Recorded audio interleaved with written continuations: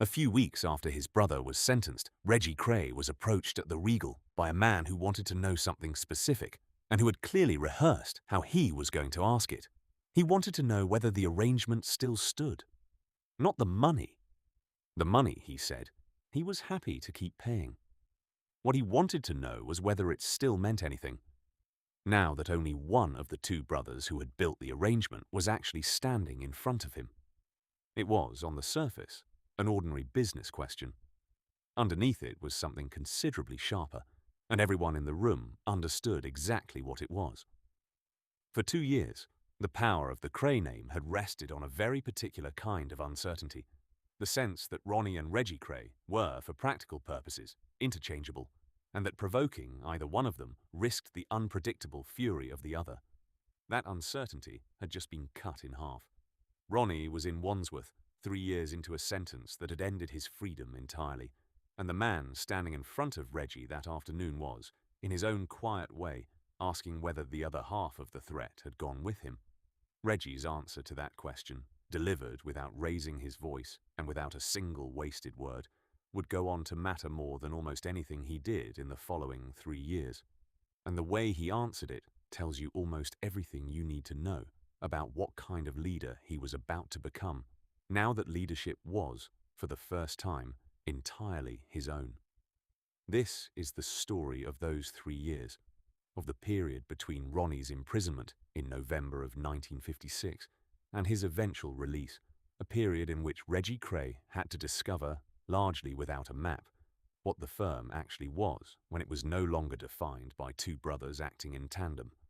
It is also, and this matters more than it might first appear, the story of what happened to the twin who was absent from all of it, and of a single extraordinary night that would prove, more dramatically than anything else in their history, just how far the bond between them was prepared to stretch, even when the two of them were kept apart by prison walls. Let us begin with the man standing in front of Reggie at the Regal, because his question deserves a proper answer. Reggie did not raise his voice. He did not need to remind the man of anything Ronnie had done or threaten a repeat of it. What he did, according to the handful of accounts that describe encounters like this one from the period, was something more unsettling in its own quiet way. He simply made it clear, in the same calm, businesslike tone he had always used, that nothing about the arrangement had changed, and that testing whether that was true would not go the way the man might be hoping. No shouting, no display, just the flat, unhurried certainty of someone who had already thought through exactly what he would do if the answer he gave was not believed. It worked in this instance and in most of the instances that followed it during these years. And it worked because Reggie understood something that his brother, for all his talent at generating fear, had never fully grasped. Fear does not actually require two identical, interchangeable men standing side by side. It requires only that the person on the receiving end believes, without much room for doubt, that crossing the line will cost him more than he is prepared to pay. Reggie alone, calm and precise, and utterly without hesitation when a genuine challenge arose, turned out to be entirely capable of maintaining that belief on his own. The firm, tested repeatedly in these early months of Ronnie's absence, did not crumble. If anything, under Reggie's sole direction, it became more disciplined than it had been at any point since the Regal first changed hands in 1954. This should not have been surprising, given everything we have already seen about the differences between the two brothers, but it surprised a considerable number of people at the time, both inside the firm and outside it. Ronnie had always been the more visible half of the partnership, the one whose unpredictability generated the stories that travelled fastest through the East End. Reggie, by comparison, had operated for 2 years largely in his brother's shadow, the quieter twin, the one who negotiated rather than intimidated. It would have been easy, watching the two of them together before 1956, to assume that Ronnie was the engine of the operation and Reggie merely its accountant. What the following 3 years demonstrated, conclusively, was that this assumption had never been entirely correct. Reggie did not merely manage the firm in his brother's absence. In several respects, he improved it. freed from the constant, unpredictable disruptions that Ronnie's temper had produced throughout 1956, the confrontations that served no purpose beyond Ronnie's own restlessness, the reputational risk of violence that could no longer be reliably contained. Reggie was able to run the organization according to his own instincts for the first time.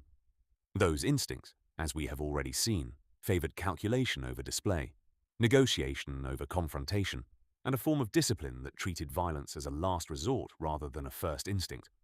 Under this approach, the protection network Reggie had inherited did not merely survive Ronnie's absence. It grew steadier, and in certain respects, it grew larger, as Reggie extended the firm's reach into new premises and new corners of East London with a patience his brother had rarely shown.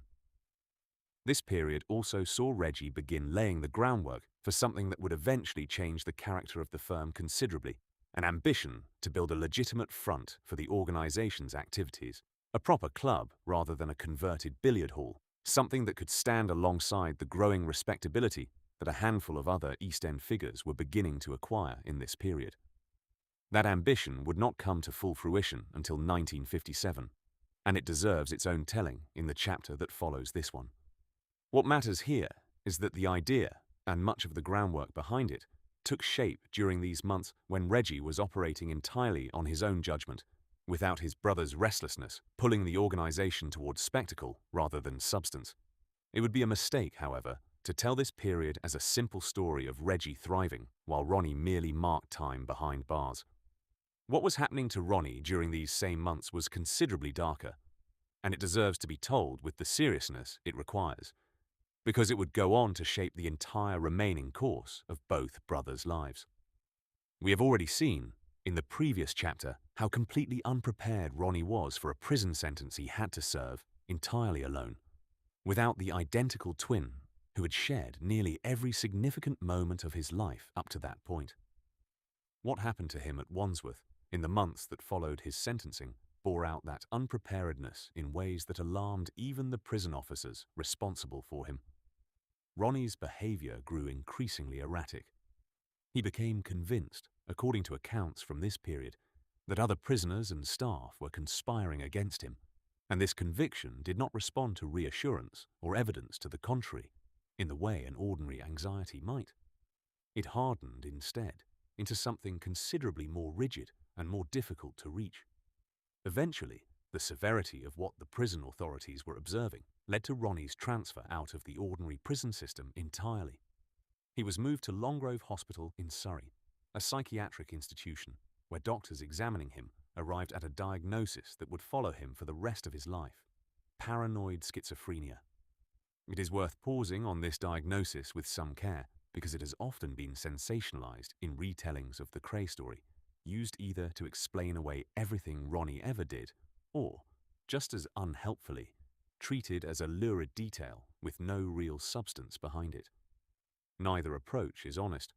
The overwhelming majority of people living with paranoid schizophrenia are not violent, and the illness does not, on its own, explain the choices Ronnie Kray made before or after this diagnosis, but it would be equally dishonest to pretend that a serious, inadequately treated psychotic illness had no bearing whatsoever on a man who was at the very same time at the head of a criminal organization built substantially on the unpredictability of his own temper.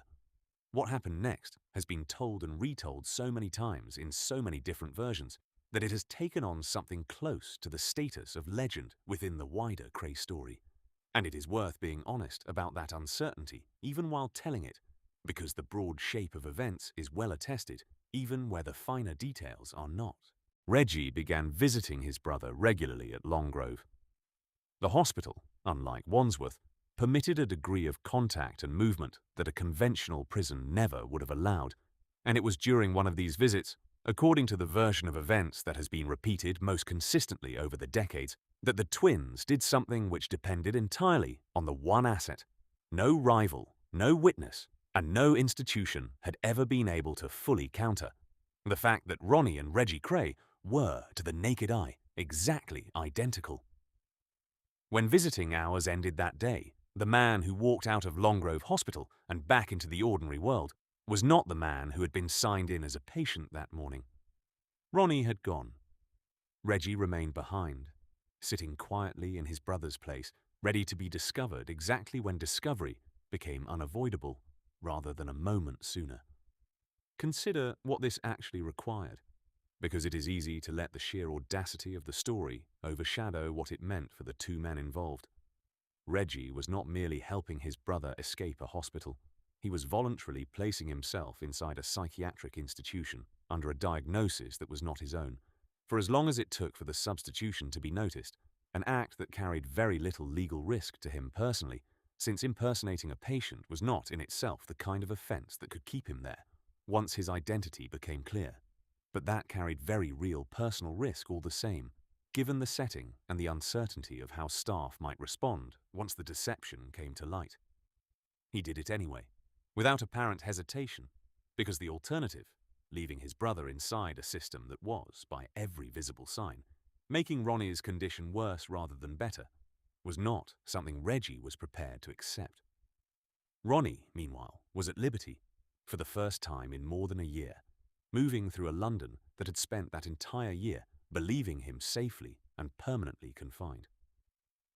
Accounts of exactly how he spent the days that followed vary considerably, as accounts from this period of the Kray story generally do, and it would be irresponsible to present any single version of where he went or what he did as definitively established fact.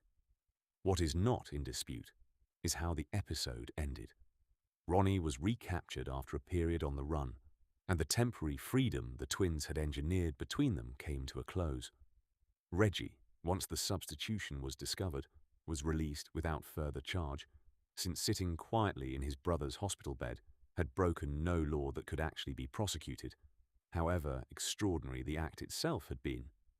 It would be easy to tell this story purely as a piece of daring, a clever trick that briefly outwitted an entire institution, and in one sense that is exactly what it was. But it is worth sitting, for a moment, with what the episode actually reveals about the two brothers at the very center of this entire history. This is the period, after all, that gives this chapter its title. Reggie alone, the twin left to run an empire and make his own decisions without his brother beside him. And yet the single most dramatic act Reggie undertook during this entire stretch of independence was not an act of independence at all. It was an act of total, uncalculating loyalty to the very brother whose absence had defined the period in the first place. That is, in the end, the real discovery of these 3 years, and it matters enormously for everything that comes after it in this story. Reggie Kray had proven, beyond any reasonable doubt, that he did not need his brother beside him to run the firm. He had built something steadier, in Ronnie's absence, than the two of them had ever quite managed to build together. But he had also proven, in the most costly and least calculated way imaginable, that his loyalty to Ronnie had never actually depended on Ronnie's usefulness to him. It was not a business partnership that happened to involve two brothers. It was something considerably deeper than that, something that would go on in the years still to come, to override every piece of good sense Reggie otherwise possessed. Ronnie's condition did not improve quickly, and the road back to full release would take longer still to travel. But by the time that release finally came, the firm Reggie had built alone was no longer merely a placeholder waiting for its other half to return.